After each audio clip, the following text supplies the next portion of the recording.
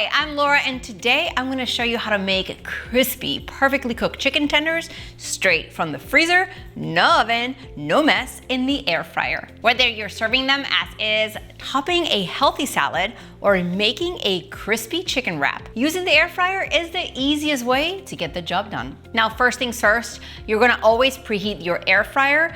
I'm preheating mine to 390 degrees Fahrenheit, and I'm gonna let it run for 5 minutes to start with a hot basket, which ensures even cooking and that crispy breading that we all love. Now, different brands of chicken strips recommend different temperatures and cooking time. This is because the type of breading used and how thick. Make sure to check the back of your bag to make sure you're using the right temperature. Now, once your air fryer is preheated, you're gonna arrange your frozen chicken tenders in a single layer.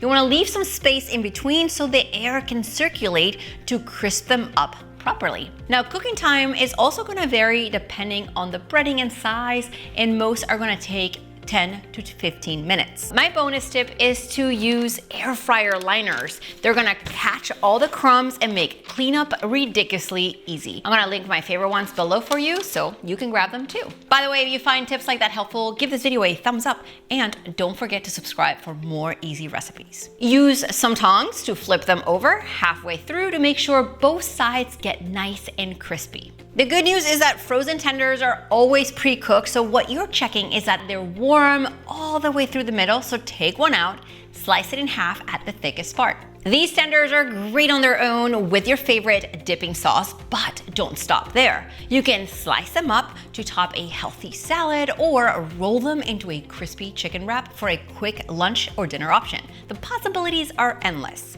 Now let me know in the comments how you love to enjoy your chicken tenders. Now that you got your chicken tenders, check out this next video and put them to use. See you next time.